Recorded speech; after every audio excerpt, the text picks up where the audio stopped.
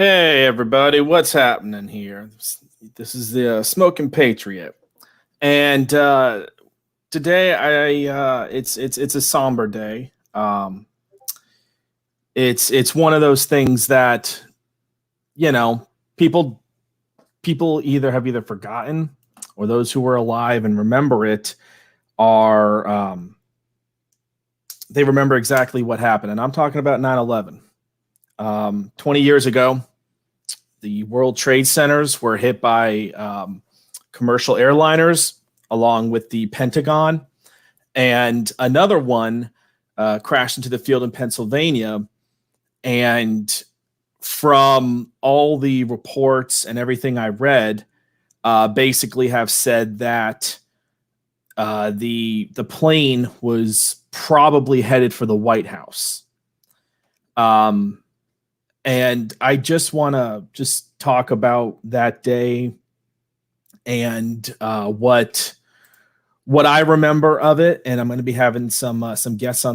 They're coming a little bit later, and it's a day that I honestly wish never happened. It's the one day of the year where I'm not gonna lie, I get depressed because of it, because I remember all the emotions and feelings I felt that day. And this stream is not meant to be a downer. It's a day of remembrance, and we can never forget what happened because of how shocking is probably the best way of putting it. I mean, there's a documentary I encourage everyone who listens and watches this to go see. It's a documentary called 102 Minutes That Changed America.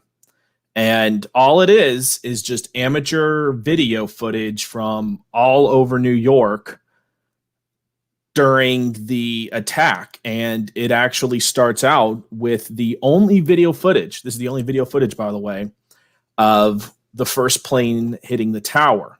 Because there's all this video of the second one, but you really don't see. Yeah, hey Mary, hey, thanks for stopping by. Yeah, don't. Yeah, hey, you know what? People want to downvote me and everything. You know what? That's on them. That's on them. All right, that's on them. You know, I'm not gonna belittle people. So, anyways, but I'm glad you dropped by. So I would recommend seeing that because you get all these different perspectives of what happened. And I'm going to tell mine, and we'll let the guests who come on later go tell theirs and everything. So I was 13 years old and I was homeschooled. So Bob Jones University, they're a Christian school out of, I believe it's South Carolina. They did a satellite program where you could get classes and everything. So we would record them, and that was my class. And I'm sitting there, I'm watching my class, doing homework, taking notes and whatnot. And my grandfather comes out of the room because he was living with us. And he says, "Hey, I think a plane just hit the World Trade Center." And I didn't know what the World Trade Center was. I had no clue what the World Trade Center was, the Twin Towers. I got no clue. I'm 13 years old. Oh, that's awesome, Mary. That's awesome. I did not know that. Hey, homeschoolers unite. Homeschoolers unite. And homeschool is the best school. I would say homeschoolers get knocked a lot, but there's a lot more to it. And I know people that were homeschooled that were amazing people. So as I'm watching, my grandfather comes in and says, "Hey, I think a plane hit the World Trade Center." So, turn on the TV and you see the gaping, smoking hole with the fire and everything coming out of the World Trade Center. And it was at that moment I recognized the Twin Towers, because I love Home Alone 2. By the way, Home Alone 2 is better than Home Alone 1. I will fight somebody on that. In Home Alone 2, you see the World Trade Centers there when Kevin's initially walking through New York City by himself. And And that's where I reckoned that's when I connected the pieces there. And I was in total shock. I mean, it seemed like something out of a movie. It seemed like something out of a movie, and I'm just in total shock. So I'm watching this. My mom's on the phone with my aunt who lived up in Connecticut at the time, and they're talking and they're in panic. And as I'm watching this, I put my books and my notes down and everything, and I'm watching this. And then I remember when the second plane hit. It was I still don't even have words 20 years later to describe what I felt and thought. And I still remember it as if it happened yesterday. So we're facing the towers from the camera angle, and the plane goes behind the buildings. Fireball exits on the other end, like towards the camera view that we're seeing. And I couldn't believe it, that an airliner jet that I had seen many times, I flew on one, and I flew on them as a kid once or twice, and I couldn't believe it. And as a 13-year-old, you don't know what to think. You don't know what to feel. You're just in total shock. And I remember feeling depressed, sad, and there was a simmering rage within me. And I'm 13 years old, keep in mind. So my mom almost dropped the phone with my aunt still on the line. And my mom just fell to her knees and just started praying. And that during the whole day, my mom said, no school. You guys ain't doing no school. Now I'm paraphrasing what she said. I mean, she doesn't talk exactly like how I do, but basically that's what she said. And so we're watching this, and I remember when the towers first fell, the one that was more recently hit, when that fell. And then, I forget what was it, 45 minutes, an hour later, something like that, when the second tower fell. And the entire time I'm thinking to myself, this is not real. This is not real. Who would want to do this? What kind of monster would want to do this? And nobody knew what was happening. And if you watch that documentary I told you about, 102 Minutes That Changed America, there are people there that think, oh, was it a suicide bomber? What happened? Like, they don't know, because when the first plane hit, there weren't many people to actually have seen it. But many people saw the second plane hit, and they couldn't believe that airliners were flown into those. And then you find out, not even 2 hours later, that the Pentagon had been hit, and that Flight 93, I believe it was American Airlines Flight 93, that it crashed in Pennsylvania. And we didn't know what happened aboard Flight 93 initially, by the way. That came out later. And so we didn't know what was going on. And then it slowly starts to come out that Al-Qaeda had people here in the U.S. for months that they were funding. And so they had been planning this for a while. And the shocking thing is, where I used to live in Florida, there is a major technical school, and they had a flight program where you could learn how to fly. And one or two of the terrorists who hijacked one of those planes learned how to fly at that school. But that didn't come out till a while later. And the thing is that on that day, there was no Democrat, there was no Republican, there was no black, white, Hispanic, Asian, Middle Eastern, lizard person, fill in the blank on that. We were Americans. We were Americans that day. Everyone was equally outraged. Everyone was equally outraged. And that's the thing, is that we we on this day, 20 years later, we can forget a lot. We even within the span of a few days, we can forget stuff. But something like this showed the face of evil in such a large and loud and profound way, and that evil still exists out there. And so, something that someone told me once is that evil exists. In the moment that you forget evil, that's when evil shows its ugly face again. And that hit me hard, because there are people alive today who were either super young, like 3 years old or less, or who weren't even born, that are alive today that don't remember those events. And it's not really taught today.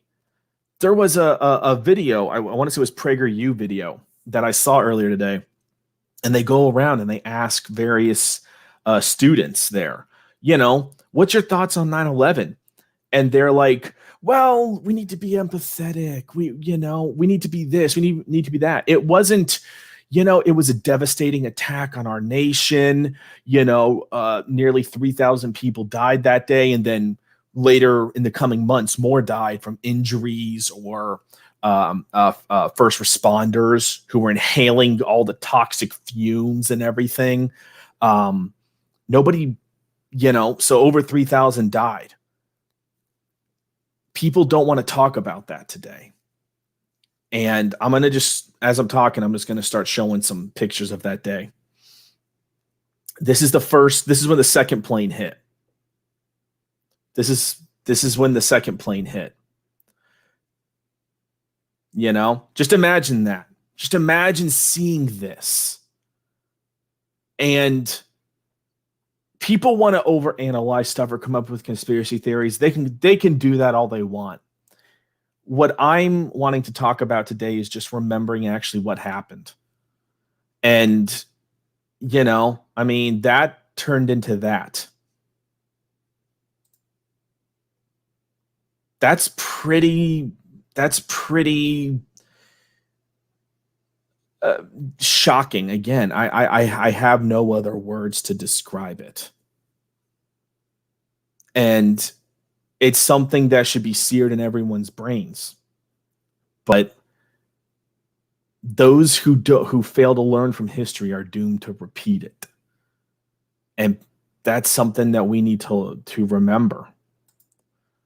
Because when I show you these images here, tell me how that doesn't look like it's not from a movie set. You could say, oh, that's a little miniature plane. That's a little mock building right there. No, that was real. That was real. This explosion was not Hollywood made. This wasn't like a little model set in some Hollywood sound studio. This was an actual, I believe it was a 737, if I'm not mistaken. That was a real 737 impacting these buildings, and, I don't, it's always hard for me to fully describe what I'm thinking when I talk about 9/11, because people want to stick their heads in the dirt about it, or they've forgotten most of what they felt. But when you're 13 years old, you're still learning. Your brain is still developing. And there are certain events you will never forget in your life. And this was one of them. Now, this is a picture. I don't know how long after the second plane hit, but this is a photo of the two towers on fire.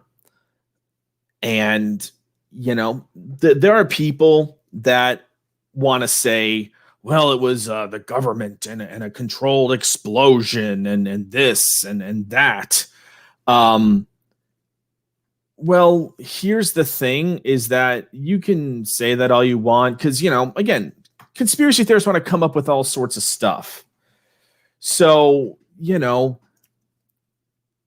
that's what bothers me is that when people see something that bad, um, and they immediately want to just deny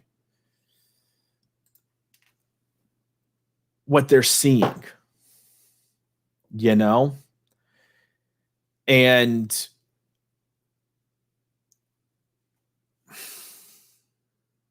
I just feel like it's a way of sticking your head in the sand, to be honest. I feel like it's a way of just sticking your head in the sand. Because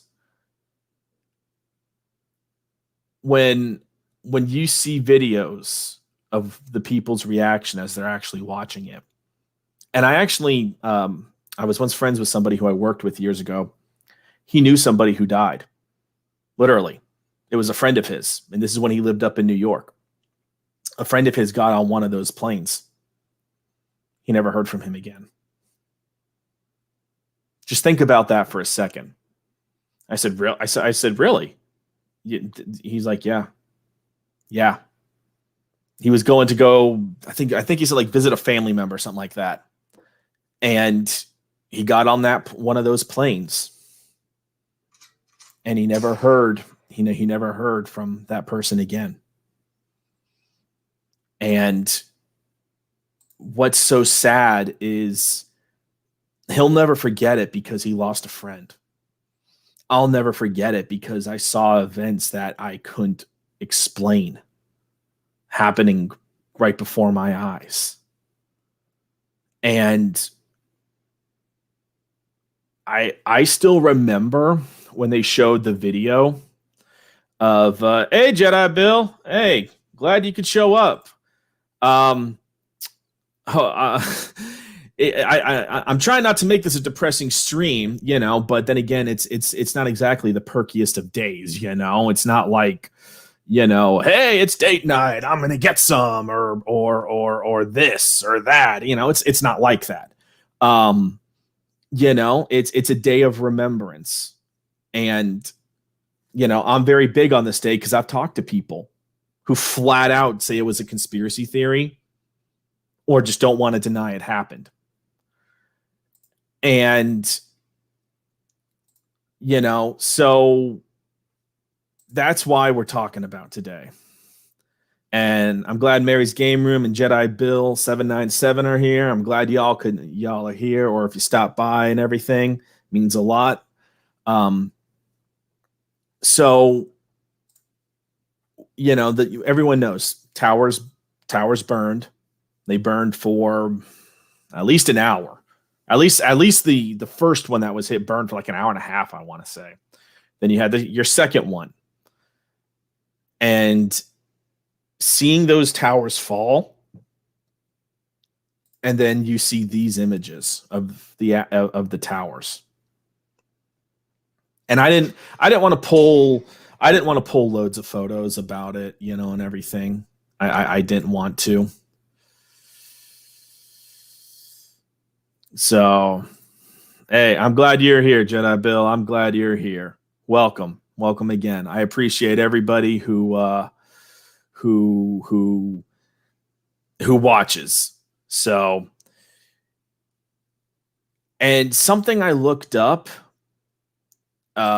yesterday is that how hot does jet fuel burn?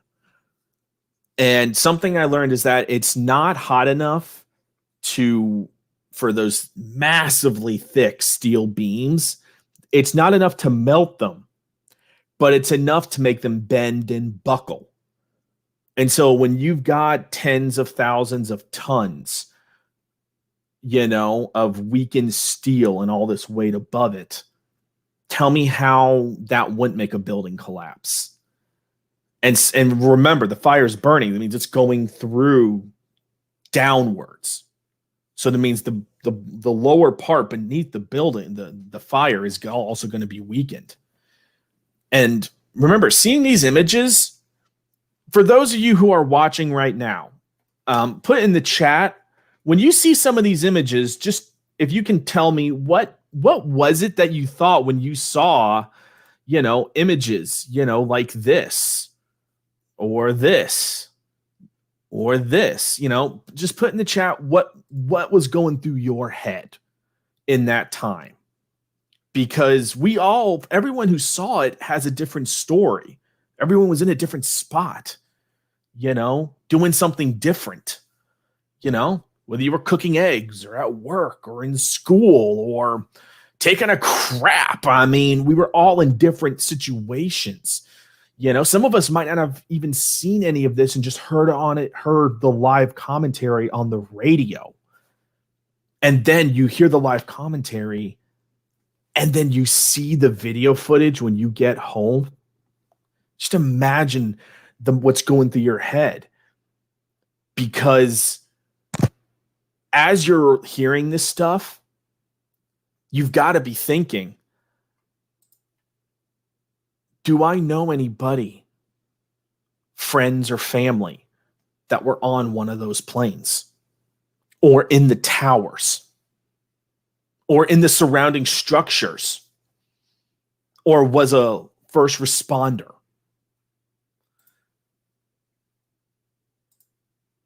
Yeah. Yep. That's Jedi Build. You and I are in the exact same boat. I don't know how old you were when you saw this happen. I don't know how old you were, but as a 13-year-old, that's exactly what I thought of. And I love sci-fi and action movies, and you see buildings blowing up and getting torn to pieces and everything like that. But when you're seeing this live on a news channel, you don't want to believe what your eyes see because it's too horrific to imagine that something this tragic and just, I don't want this to sound bad, but almost magnificent, but in like a devastating way, like it was a magnificent destruction or, something along those lines. And that's something I feel like people who saw these events will never forget. Now, you might not remember every single little detail of that day, what you thought, what you felt, what you imagined, everything. You might not remember every single little detail. And as I get older, sure, some stuff I might forget. But what's important is when you see these images is that evil exists. It exists. Let's not kid ourselves, okay? There's evil out in the world. Now, I'm not going to get political on this, even though I easily could. But the thing is that there's evil out there that wishes for good people to die. And that's sombering. Because then you have one of two options. Do you stand to fight the evil, or do you bow to the evil in hopes that it will not come after you? Do you try and appease the evil? And that's the thing, is that after seeing all this video, seeing the documentary, hearing testimony of people, what they saw and went through that day in interviews. There's even an interview, I got to find it, that I heard about on radio. The guy who sold the tickets to the terrorists who hijacked the planes. He's just a Joe Schmo working behind a desk. Okay, he's there at the airline counter punching in, bringing people up, and these guys who were from the Middle East, they come say, hey, we got to get on this plane, He's like, okay, all right, you might be able to make it here. I'll get here. I'll sell you the tickets. Boom. He didn't know that they were getting ready to do acts like this. He didn't know. He was just a Joe Schmo behind a freaking airline counter selling tickets. He didn't know. But once he found out who it was and what happened, he's carried the guilt with him for 20 years because he felt like, I helped lead to the deaths of those who died. I gotta find this interview. I've heard it exists. I gotta find it somewhere. And I didn't even know it existed. And that's the thing, is that stuff like this, it's not something that kids today should be taught misinformation on. Because, and this is not political, but there are people in the Middle East who wish us dead. There are. You can stick your head in the sand, but do you know what? They exist. There's people all over the world. Hell, there's probably people in your city who, if you bumped into them, might want to kill you, but we're talking about 9/11 here. They exist. And to think that they won't ever try anything again is foolhardy. And 9/11 is a day to where we remember what it felt like to be an American, united under one flag. No political parties, none of this race stuff. You could have a guy who was cross-dressing, standing next to a guy who's a weightlifter, standing next to a woman who was a supermodel, and each one of them was entirely different. But they, on that day, people were holding hands. They were singing God Bless America. They were singing the national anthem. They were praying. You know, everybody was united. And look where we are today. I remember American flags were sold out for months. You couldn't get an American flag for months because people were buying them up. You saw flags everywhere. There was a photo. I saw somebody who had those little, 6-inch tall little wooden pole American flags, the kind that you'll just, your kids will wave and everything. I saw a photo once of somebody who had their entire lawn with those flags. Now, of course, I'm wondering how the hell this guy ever mowed his lawn, but that's beside the point. And I just saw that. I'm just thinking, where is that same spirit today? Because I believe that America still exists. Let's see. Jedi Bill says, I was working at a Walmart that night and I got off work and rode my bike home so fast to watch the towers fall. I was 28 years old. Damn, man. I mean, yeah. I mean, that's what Jedi Bill experienced. That's what he experienced. That's real to him. The fact he can tell you that he was working and he can remember riding his bike home as fast as he could. That's a real experience. That's a real memory. I shared mine and guests are going to come on later. And I'm not going to try and just rant and everything, but I want to have a conversation about this day. Because there's something else that also happened on this day too. And unfortunately, it's not covered like it should be. All right. There's one other thing.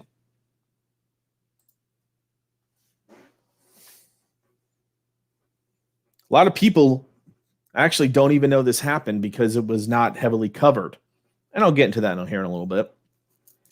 Benghazi happened in Libya, where an American ambassador, a tech guy, and 2 Navy SEALs were killed.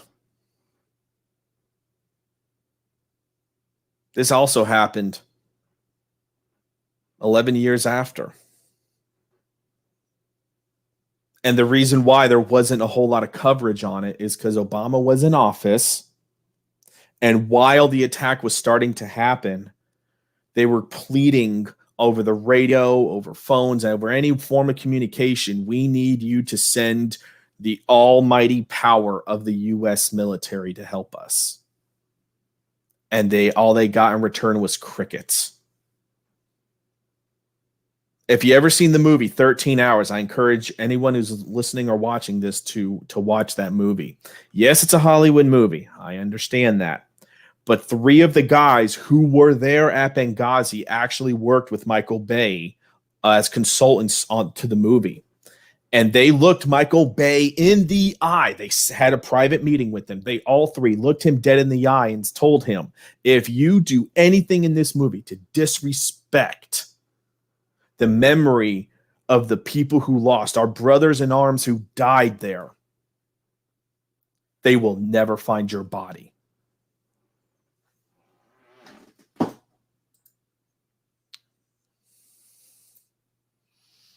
Yep. I remember that too. Yeah, when it happened, airlines weren't able to fly for. I think you are right. It might have been 2 months. It might have been 2 months. It might have been longer or shorter.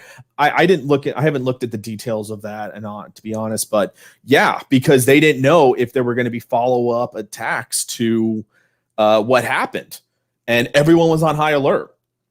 And actually, Razor Fist last night when I was watching his gaming stream, he was talking about 9/11 and what he saw. And he said the thing that I guess there's a nuclear power plant near Phoenix, I guess, or something like that. And he was saying how there were military fighter jets covering the air. Like he said, probably a half dozen of them at least. And you could hear them, the engines roaring, because they were flying over because they thought maybe they're going to go after a nuclear reactor. So the military jets were flying all over Phoenix and the surrounding Phoenix area, just in case another airline tried to go towards a nuclear reactor. The governor sent the National Guard down to the border, and he's like, it felt almost like a military occupation a little bit. Now, I'm kind of paraphrasing what he said, but he said there was an eeriness about that. And I remember it too. I remember all that very well. The state of readiness that our nation was going through, people want to knock Donald Trump. Okay. And I'm going to just say this, and I don't care if you don't like Trump or don't like Trump. Donald Trump, and I've seen this video, so I'm not bullshitting you. When Donald Trump was still a private citizen and he lived in New York in Trump Tower, he went down there against the advice of his security, I want to add, against the advice of his own security.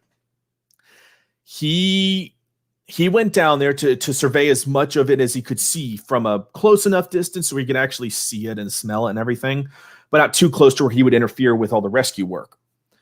And he said, I forget how many it was. It was at least 100, if not more. He said, hire at least 100 guys, pay them whatever we have to, but I want at least 100 guys, if not more, working this right now.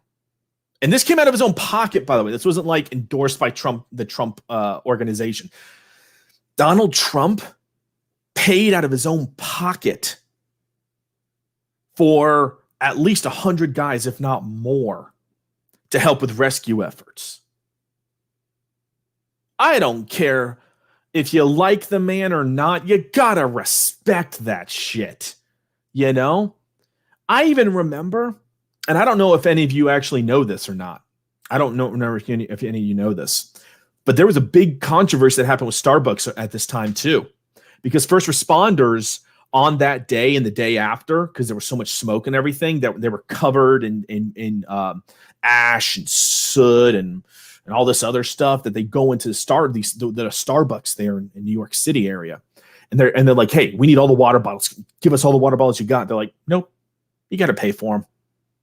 And they're like, we need to drink something. We need to wash our faces. There's no area for water. All the water's tainted right now in this area. Like, we need fresh water. No, you got to pay for it. So they went to other places, to like local convenience stores, wherever that had bottled water or water in jugs or anything. And there was a huge controversy with Starbucks about that. I remember that, because everyone was like, really, Starbucks? You couldn't bother helping out the first responders who are covered in stuff and inhaling toxic stuff. You couldn't even give them bottles of water, probably the cheapest item in your store. I mean, I remember that. By the way, I'm drinking Jack Daniel's whiskey because America, baby. America. So drink some American whiskey right now. Good shit. So, I mean, I remember that. I remember seeing Bush. Who here remembers Bush's speech, by the way? Everyone who's watching this now and watches it later, put in the comments. Who here remembers Bush's speech when he was standing on the rubble and he had that bullhorn in his hand? Who here remembers that? When he stood up there he's at and they're asking, hey, can you hear us? Can you hear us? And he says, and on the bullhorn, I can hear you. The world hears you. And the people who did this will hear from all of us soon. I still remember that speech. I even looked it up today to see if you could still find it, because, you know, on the internet, some stuff is quietly shoved under the rug. And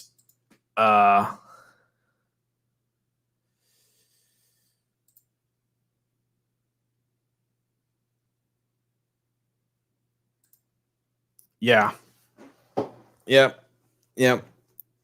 I'm a Trump supporter. It's not mean I'm like a brainwashed Trump supporter or anything like that. I had issues with him and everything, just as much. You know, I try and be as much of a free thinker as I can. And yeah, that day and the following days were something I wish that we could experience today. I really wish they were, because we need that back in America.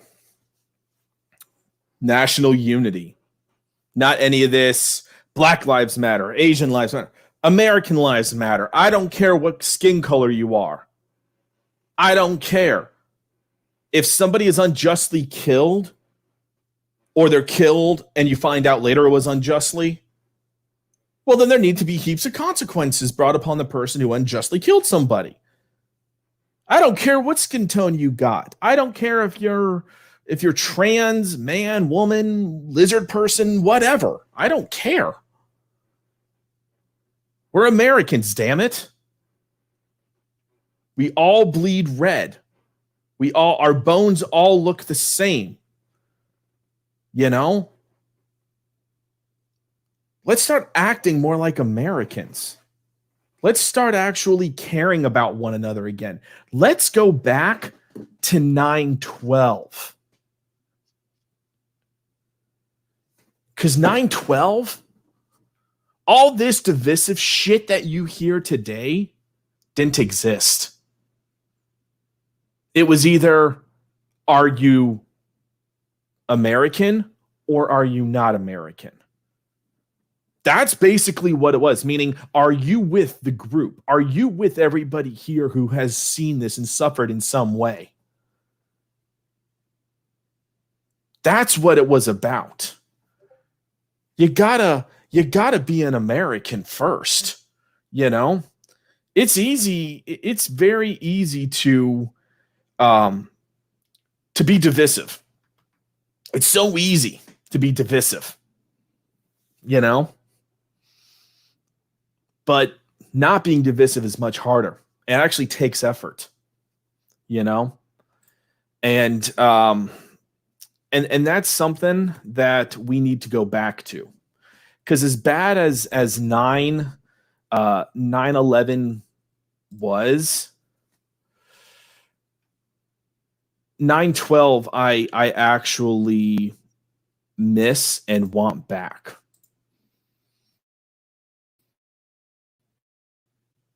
Because on 9 started to lick our wounds. We started to come together, to clean up New York City, to clean up the Pentagon, to clean up the field in Pennsylvania. You know, everybody was unified. Now, I ain't saying there ain't people out there that are assholes. I ain't saying that, okay? But I would rather break bread with an asshole who loves our country and loves their fellow man and is an asshole than somebody who isn't an asshole but hates our country, hates everything we stand for, and wants to see it destroyed. And I'm not trying to go on a rant here, but tell me how this is not. Now, granted, this is an older thing. This is, this is, it's not the newest thing, but, I miss 9/12, right here. I would never want another 9/11, but I miss the America of 9/12. Stores ran out of flags to sell because they were being flown everywhere. People were Americans before they were upper, lower class, Jewish or Christian, Republican or Democrat. We hugged people without caring if they ate at Chick-fil-A or wore Nikes. Now, I'm guilty. I'm guilty of it. I'm guilty of saying, oh, you wear Nikes? Oh, you wear LeBron shoes? Oh, you drink at this place or eat at that place? I'm guilty of it too. You know, tell me one person that ain't.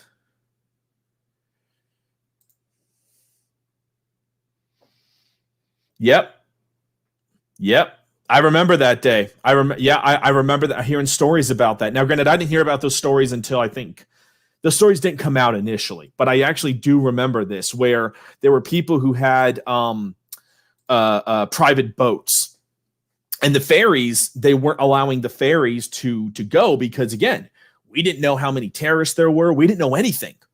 You know, we were still in like a Pearl Harbor moment where we're like, we could be attacked again at any second, you know?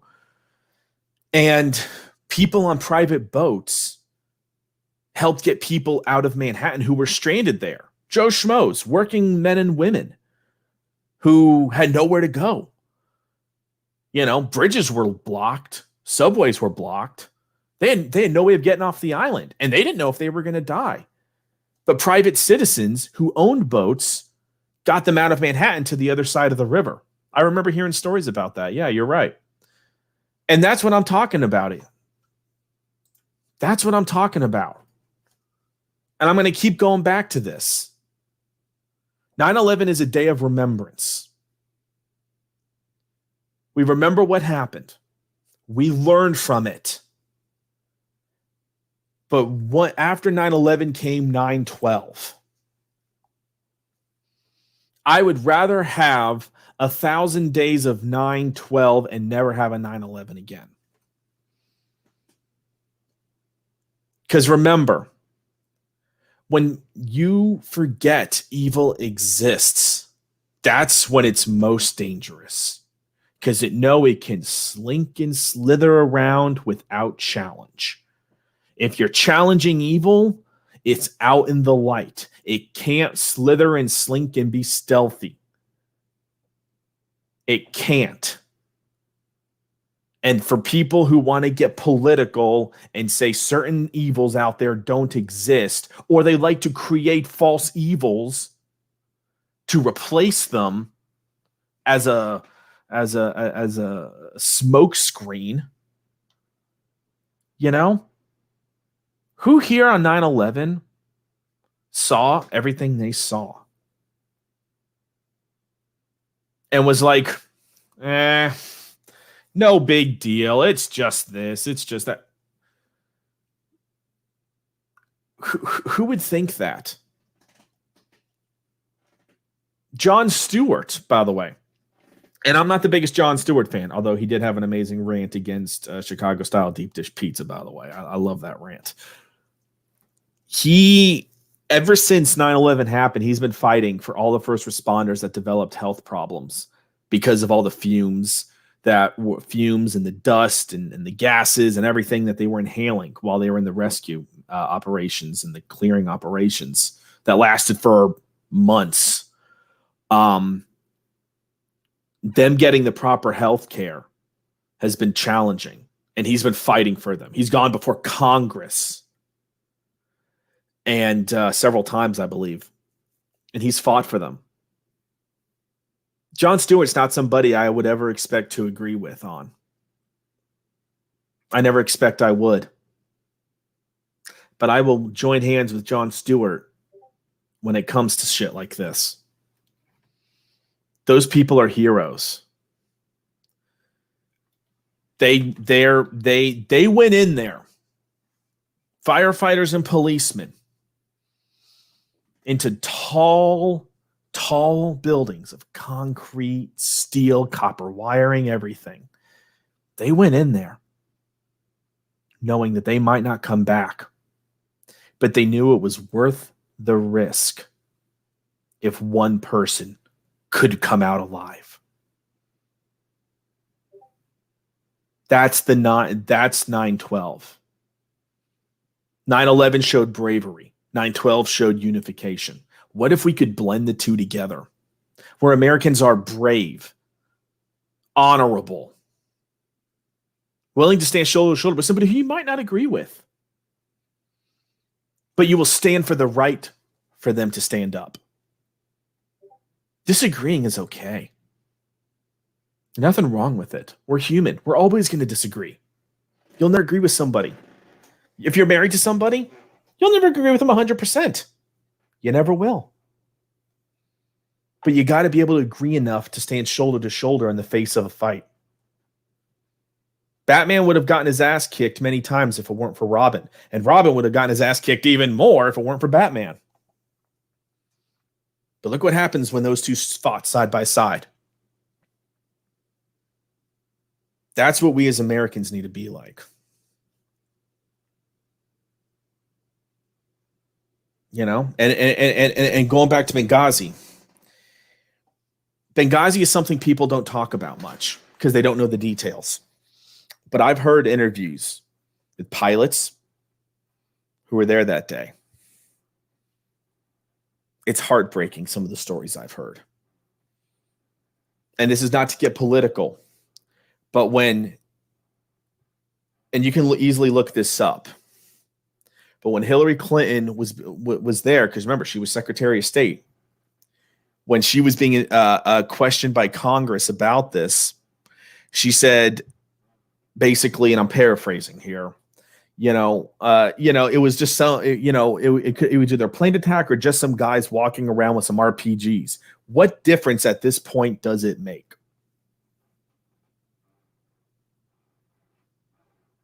This is what she's saying about 4 Americans who died. Again, one of them was an ambassador. One of them was an ambassador.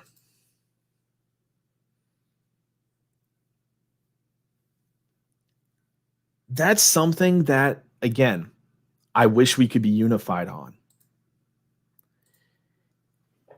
And for us to sit here and try and make excuses about Benghazi, what happened, what led up to Benghazi, we don't know, because it was a CIA, it was a Black Ops CIA site.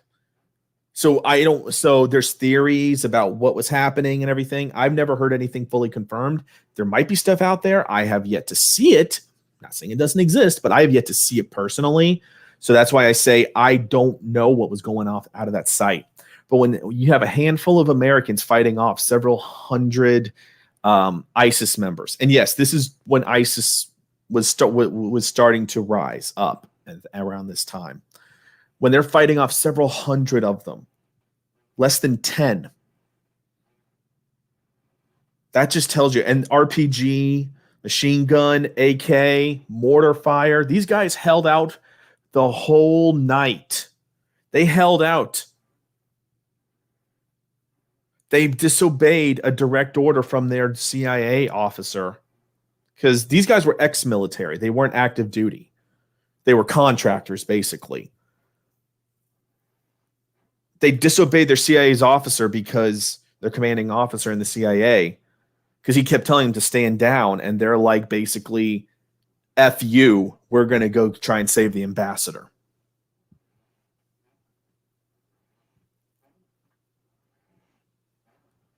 "9/11's an important day for everybody.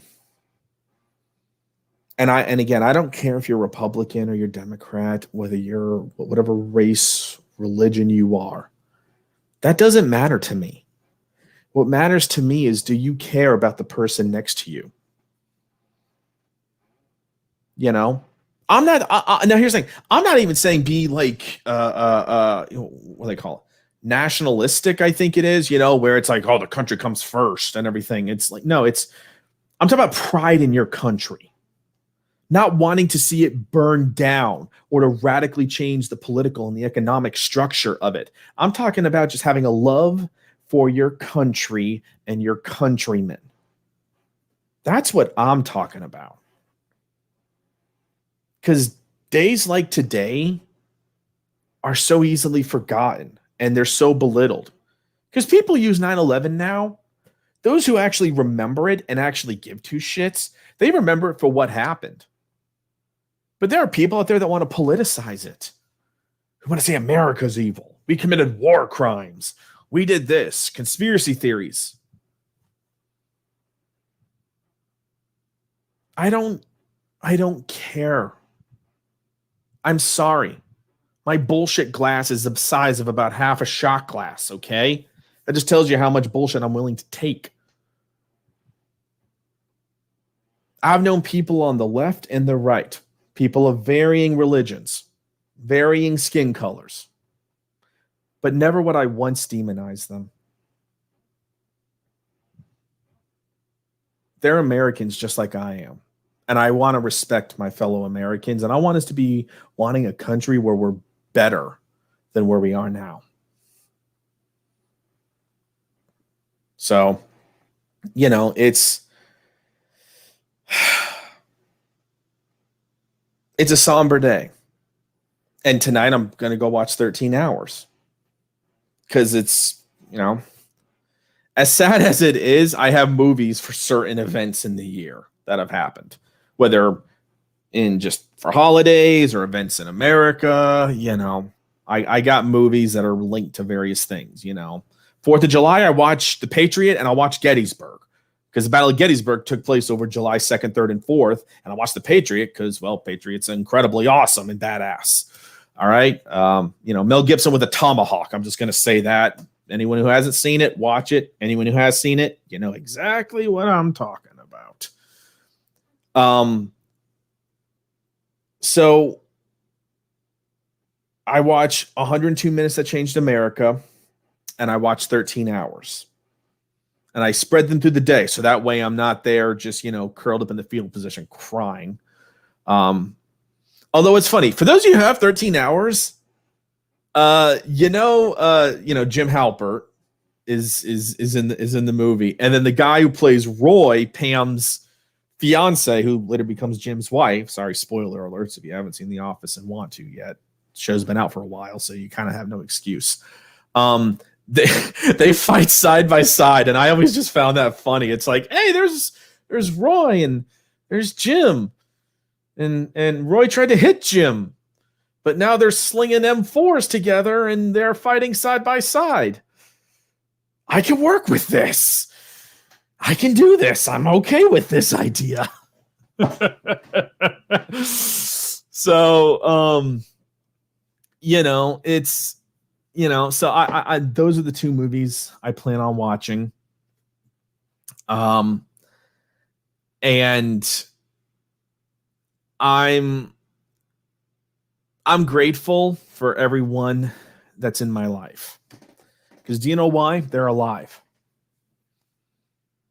We all have different situations we're in. I'm glad that Jedi Bill is here. I'm glad that Mary came in here. I'm glad y'all are here. And everyone who's listening to this right now or who's actively watching it or will listen or watch it later, I'm glad you're here. Do you know why? Because you're alive.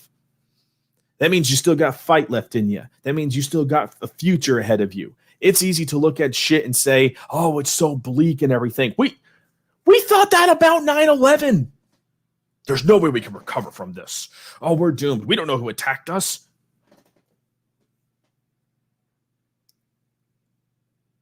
We went less than a week later, and we put special operations units into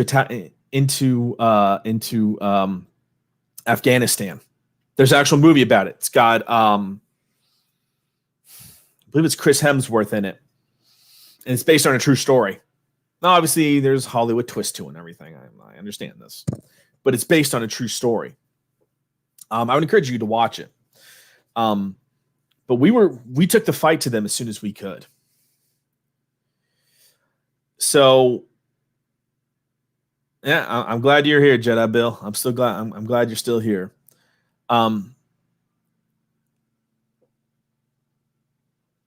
Let's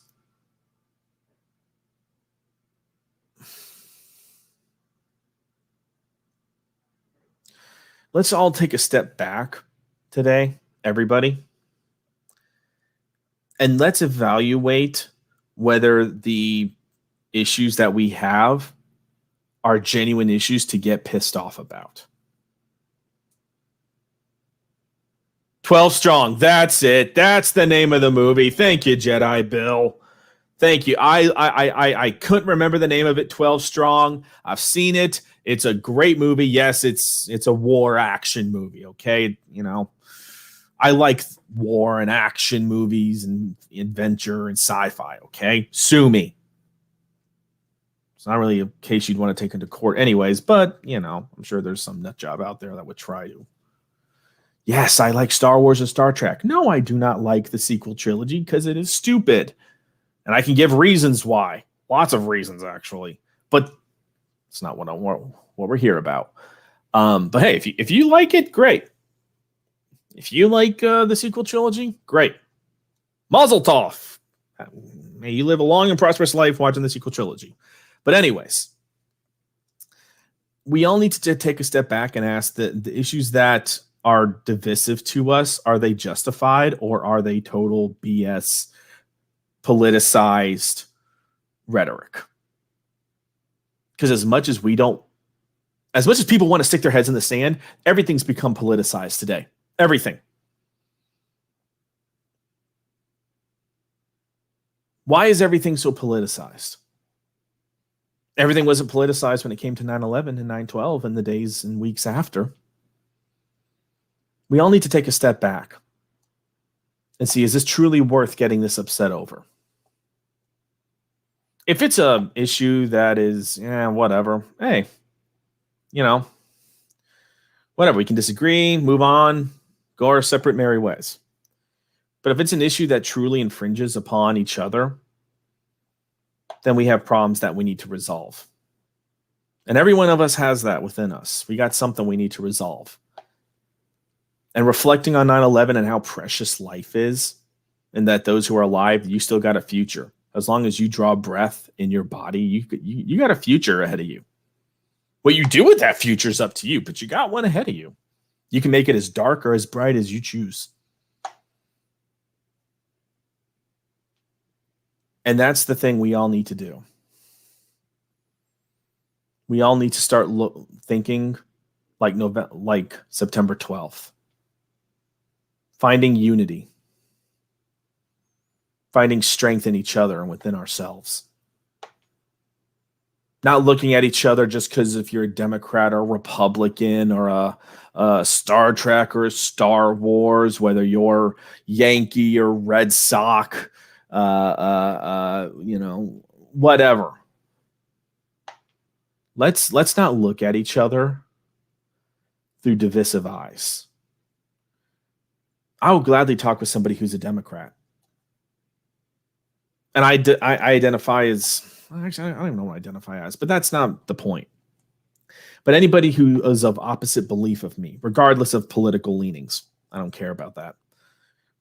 I will gladly talk with somebody, break bread, smoke good cigars, drink some whiskey or wine or beer. Not too picky on that side. It comes down to respect. Conversations don't have to get blown up, because if you go into a conversation with respect, many issues can be resolved. Now, does the resolution always have to be mutual? No, but there can at least be a form of resolution. And I think that's something we as Americans need to start doing. Start looking within ourselves. Because when you see images like this,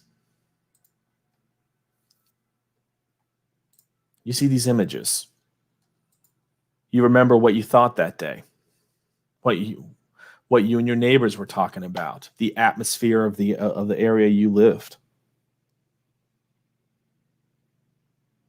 All right? It's an atmosphere of compassion, love, understanding. Knowing that we have differences, but the differences shouldn't be dividing us, shouldn't be forcing us to fight each other. Disagreements can make people stronger. They can make you stronger in your beliefs or challenge them to the point where they point out truths that are false within you. I heard a pastor say this once.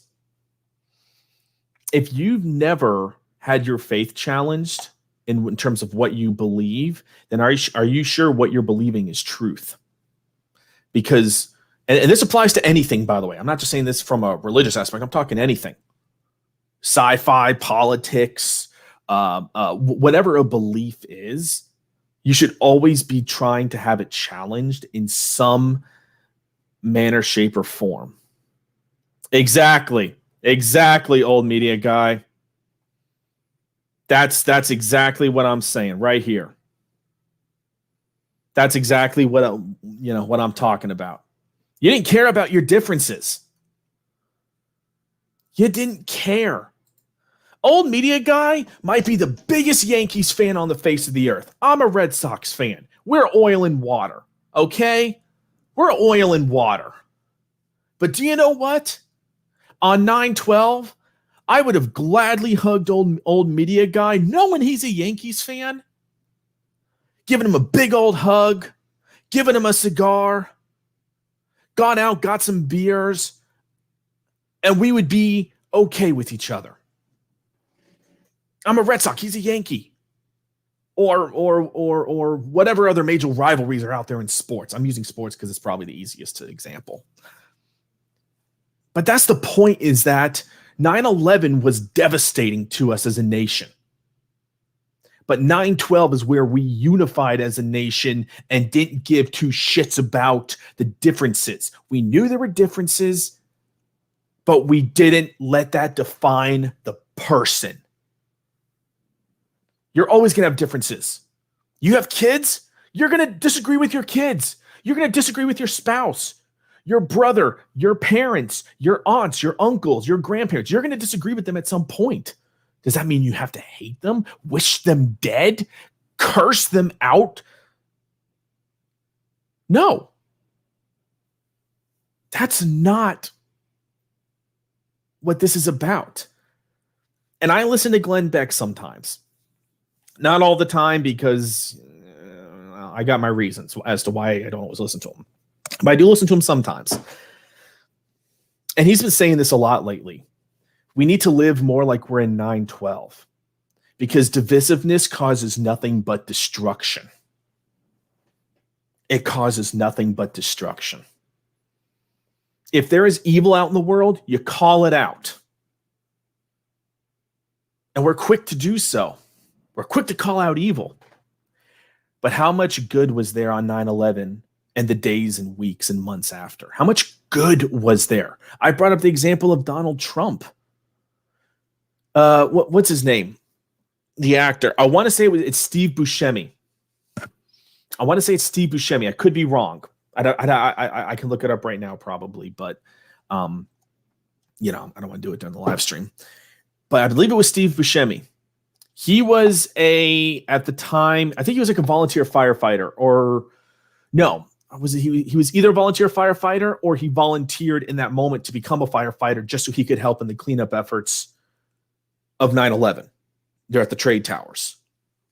Trade centers. Okay. This guy did something he didn't have to do. Remember the military? Everyone was wanting to join the military. Freaking Bruce Willis, who was in his late 30s or 40s, I want to say, somewhere in that time, early 40s, late 30s, around this time. He actually called up President Bush because he was too old to join the military, to ask President Bush if President Bush could write up an official presidential exemption so that Bruce Willis could join the military to go over to Afghanistan and avenge the dead Americans. Now, obviously, he was turned down. But when the hell have you ever heard about that? I don't know Bruce Willis's politics, and I frankly don't care. You ain't trying to shove him down my throat, so you know what, Bruce Willis? I raise my glass of whiskey to you. Yeah, it was Buscemi. Yeah, okay. Thank you, Almeida guy. Yeah, okay. So I wasn't crazy. Oh, it's good to know. Um, that's something that we need to live in again. We need to live in a world where divisiveness does not rule our lives, where we can look at somebody who we disagree with and not want them destroyed. We need to live like it's our last day. Because I guarantee you, on that day, how many men and or women on that day were flying out because they were going to get married that week? So their soon to be husband or wife is there waiting for them, and they find out that their plane was one of those planes that crashed. What do you think went through their minds? Or how many women, or how many soldiers had come back from deployments just finding out that they were fathers. They never got to see their children, their newly born children, or their unborn even. Life's precious. We only got one, so why the hell do we want to live it in a divisive world? If you want to live a divisive lifestyle, that's on you, but you're going to have to answer for that someday to whatever deity, whatever you want to believe in, to wherever you're going after this life. I don't care about that. What I care about is, hang on one second. What's this? Let's see. Okay, yes, one says an actual New York firefighter, and yes, he did come forward and helped his brother. Okay, all right, yeah, no, so okay. Yeah, because I read that story. Gosh, 4 years ago, and sorry, lost my train of thought for a second. Oh yeah, we have one precious life. There's people I'm sure I've hurt in this world that I wish I never hurt, and there's people that have hurt me that I wish never hurt me. But that's life. Cuts and bruises come our way. Gunshots and arrows come our way. But that doesn't mean we shouldn't keep trying to live life. Find healing, find forgiveness. Sometimes you'll never get it reciprocated. But if I was one of the people on those planes and I had just had a massive fight with my boyfriend, fiance, mother, father, wife, grandparents, aunt, whoever, somebody that's important to me, I would rather know that I was going to my death knowing that I asked for their forgiveness or I forgave them, even though that might be the last words they hear. That's not being divisive. That's being caring. That's living your life. And we should be trying to live our lives with honor and integrity and dignity. Disagreements will happen. Different points of views will happen. How you go about them is the big thing. I got no problem getting into a shouting match with somebody. I'd rather have a shouting match of an argument with somebody, but then afterwards, we pour some beers, smoke some cigars, eat some barbecue or steak, and we're good. Rather than have this simmering anger building within us. I ain't got time for simmering rage and anger. I ain't got time for that bullshit. I got one life. And yeah, have I screwed up in my life? Yes, we all have. Everyone who's listening to this now listens to it later. We've all screwed up in our lives. But it's how you move on from the screw ups. Whether you were the screwed up or someone screwed you over. It's how you have to move forward. And that's the most important thing that we need to take away from this day. Life is precious. Life is precious. Being divisive does you no good. Differing opinions are okay, but being divisive does no good. What do you want out of life? Ask yourself that. What do you want out of life? And then find out how you can achieve what you want in life. It could be anything. Lose 5 pounds. Pay off a credit card. Get married. Have a dream job. Go into the military. Learn to ride a freaking pogo stick. I don't care, whatever it is. But when I see these images, all I can think of is, what kind of life do I want? It will not be perfect, but I should try and at least live my life to the fullest. Because living life to the fullest is the most satisfying life. Because it means you threw everything out on the table. It means you threw everything out on the table. Didn't hold back. You made mistakes. You lived. You learned. I've made mistakes. I've learned from them. I've been hurt. I've learned from them. I've done the hurting. I've learned from it. I don't want to repeat the past. I want to learn from the past so I don't repeat it again. It's called wisdom. And I'm just, let's see what we got. We as Americans should be at our very best each and every day, not just only when the shit has hit the fan and we're at our lowest point, but we need to be at our very best each and every single day. I agree with you. I fully agree with you, Jedi Bill.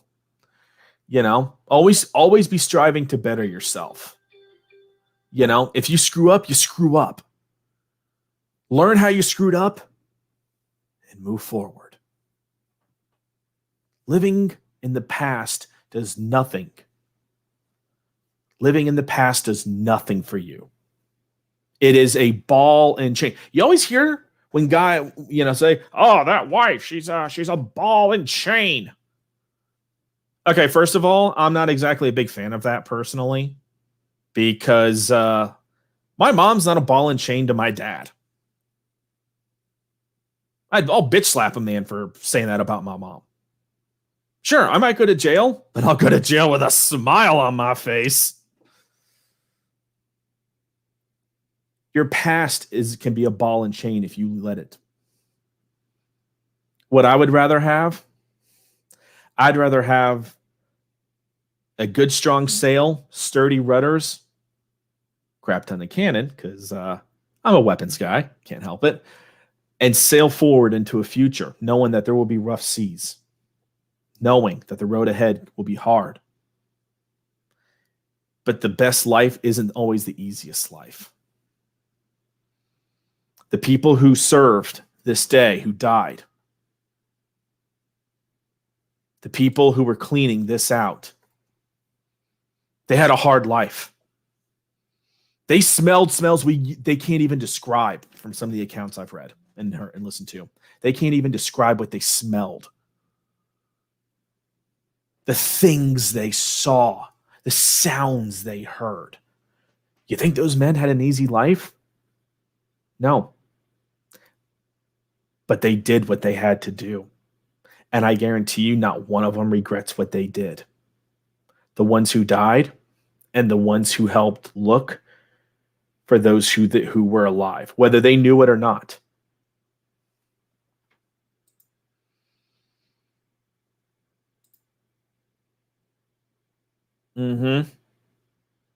That's, again, old media guy dropping some truth bombs over here. Look at old media guy. This man dropping some truth over here.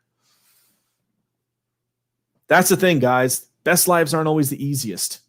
Have you ever actually listened to some of these interviews of people who became very successful? They didn't have an easy life. Some of these guys ate ramen noodles for months on end. Okay?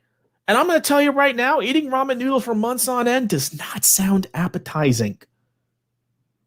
But they made the sacrifices. They lived a hard life, And look where some of them are today. Some of them came from other places in the world that were rough as hell. But look where they are today. Ever talk to somebody who lived in a socialist country like Cuba? I know a guy. I actually know a guy who's Cuban. He actually escaped Cuba, had to go to another country, and then immigrate to America from that country, just so he can get into America. He's married now, has a daughter.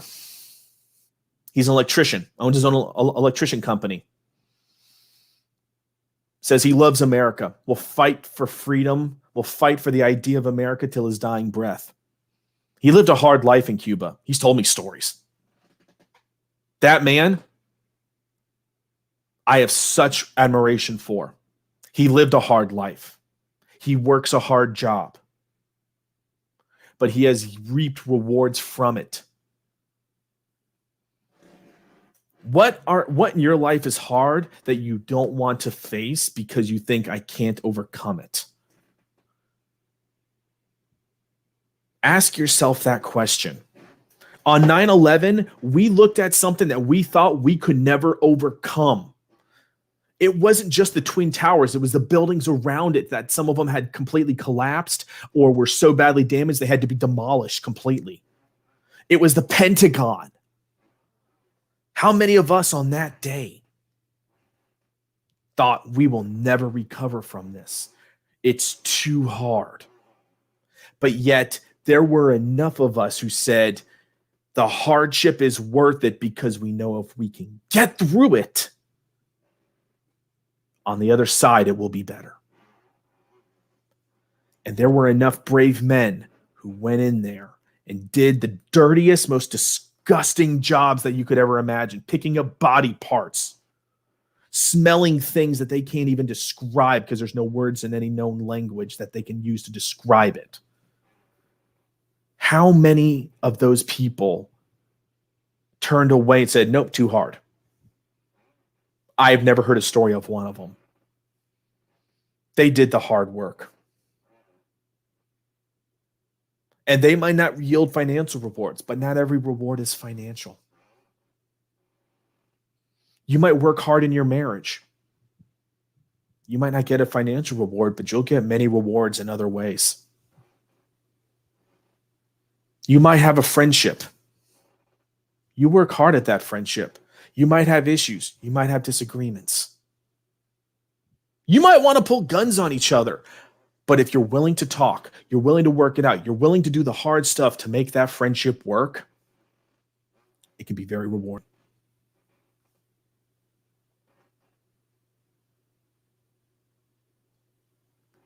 "9/11 showed us a difficulty. It showed us an Everest. But we came back from that Everest. We scaled Everest. We kicked its ass. We carpet bombed Afghanistan. We cleaned up New York City. We buried our dead. We mourned. We learned lessons. Sometimes I don't think we've learned them because I feel like we're repeating some of them. But in that moment, we did learn some lessons.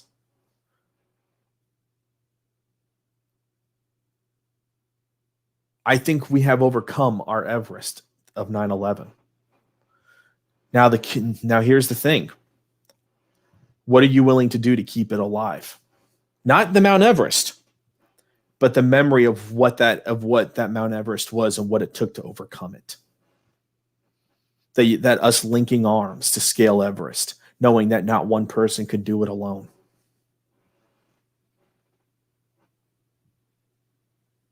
What in our lives are we willing to accomplish? I got goals. I got dreams. They might not come overnight. But I'll be damned if I'm not going to shoot for those. I'm going to live a good life. The best life I can live. Will it be perfect? Hell no. I'm human. I ain't perfect. I joke around that I'm perfect, but please, I'm far from perfect. But seeing people that I have known that have worked hard and have reaped rewards, it gives me hope. And seeing images like this, to remembering what this felt like. That gives me hope, because I know there are enough people out there that remember what 9/12 felt like. And they know what the hard road was that we had to go down. But they were willing to put stupid things aside, link arms, and say, I got you, brother. I got you, sister. I got your six. We're going to get through this. Hell or high water. We're going to get through it. And we did. We cleaned it up. There's a beautiful memorial there. I have yet to be to New York City. Actually, I've never been to New York City. I hope to one day, because I just want to go see that memorial. Probably one of the only reasons. And to actually try New York style pizza. Because I've had imitations, but never actually New York style pizza from New York City. So,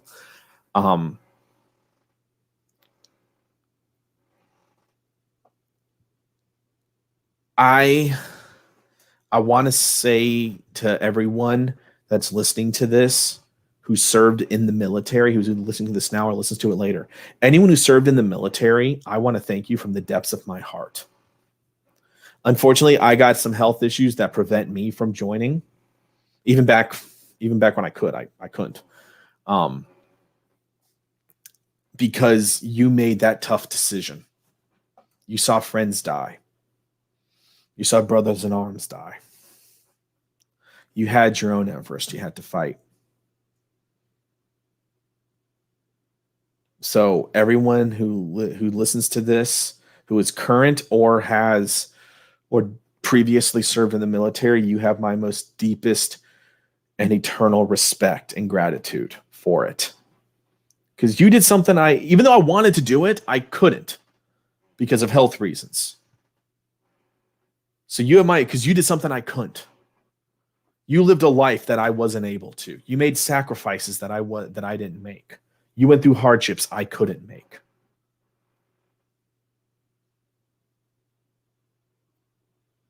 Let today be a day of remembrance, but let tomorrow be a day of unification. If we treated each other like that, where we're more focused on unifying than dividing, more focused on building up rather than tearing down, more focused on giving each other the freedoms and the liberties to live their life as they see fit and not judging them. And I don't care about what issue you're talking about, whether you're talking about the jab, guns, whatever. I don't care the issue. We deserve to live our lives with freedom and dignity, mutual respect towards one another. You ain't got to like each other, but at least, damn it, respect each other. If you got disagreements, work it out.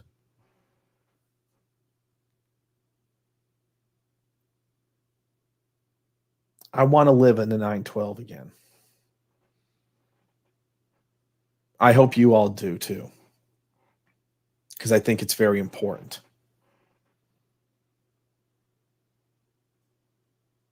I pray for our country every day.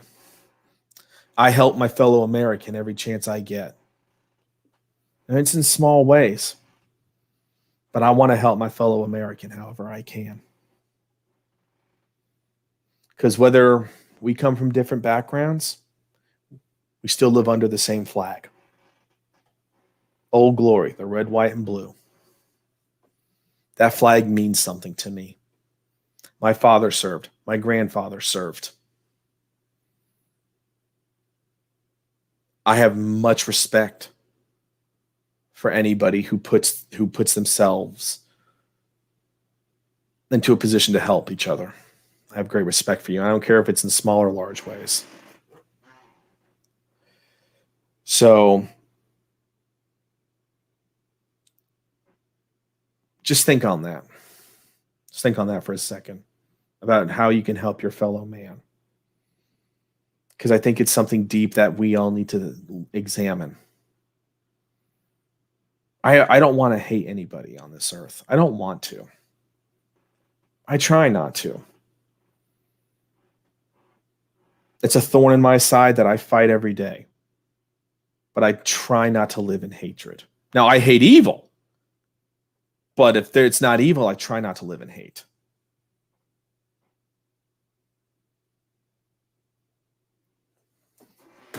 Let me see if I can find this photo. Sorry if it's going to be dead here for a second. I'm very sorry for that. Let me look up this photo.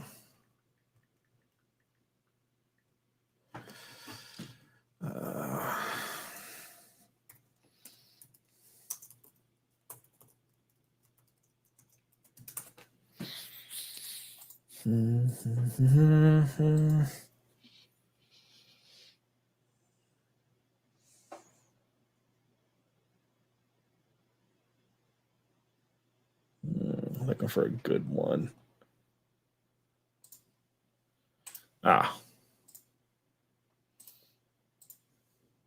Please. Yes. Okay. Sorry. I wanted to try and find a photo that to me is it's a little bit powerful, I like to think. Could be just me, but I like to think it should be powerful at least.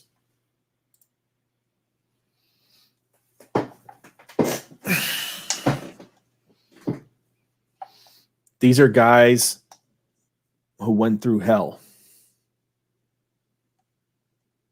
They raised an American flag. They have stories to tell. I know cops today ain't the most popular people on earth, and I got beef with some cops. Not personally, but like with just in general police. I got some beefs with them on certain things. But how sad is it that the very people who were running into buildings and the first ones there just after the towers collapsed and the dust had not even settled to run in there and see how many were left and who they could save? Look at how they're treated today. Where's our respect? We need to be better. I encourage everyone who has watched this, who's currently watching this and watches it later, I ask you this one question.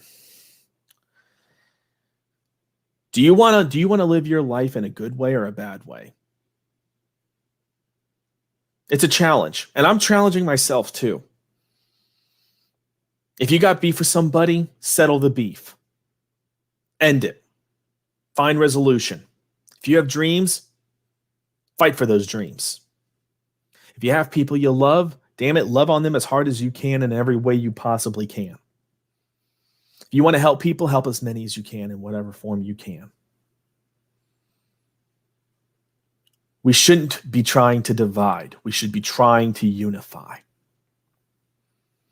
We should want freedom for each other, liberty, happiness, joy, and prosperity. That's the way I choose to live my life. And sometimes I fail at it, but I still fight for that idea. I still fight for it. So I'm going to end it. Coming up on almost an hour and a half. Holy crap, time has flown by. Didn't even realize I'd gone for almost an hour and a half. For everyone who has listened, is currently listening, and will watch this later, sorry if it sounds like I'm ranting. 9/11 is just one of those days where I have a lot of emotions, thoughts, and feelings, and I wanted to just get them out there. I was going to have some guests on. I have not heard back from them. So, but it's all good. Stuff happens for a reason. Everything happens for a reason. I'm not mad or upset about it. So I got to spend time with all you amazing people who are watching, listening, everything. Old Media Guy, Jedi Bill. Let's see. Mary. Thank you, Old Media Guy. Thank you. That means a lot. Thank you for that. To everyone who has commented, thank you. Everyone has watched this, is watching it, or will watch it, or listen. Should I listen to all of those? If you have not hit that like and subscribe button, please do. I don't take any subscriber for granted. I do this for you guys. I enjoy doing this for you guys. Sometimes I rant, sometimes I don't. Sometimes I might be a bitch, sometimes I'm not a bitch. But you know what? I'm human. But every like and subscription means a lot to me. And I am so grateful to everyone who subscribes and watches my stuff. It means so much to me. You have no idea. Maybe if I ever get big enough, I can start having people, some of y'all on, and we can have live chats. I mean, who knows what the future holds? But I am heavily grateful for every subscriber that I have, every person who likes, and even the people who dislike. You know what? I ain't going to hate on you. All right? To quote T Swizzle, and yes, I'm using T Swizzle. Don't hate me for it. Haters gonna hate. So do you know what? I'm not gonna hate you. You want to downvote? Downvote. I prefer seeing thumbs up, but you know, that's just me. So anyways, I want to thank y'all for being here and share this out to everybody. And I will talk to y'all later. Peace out, y'all.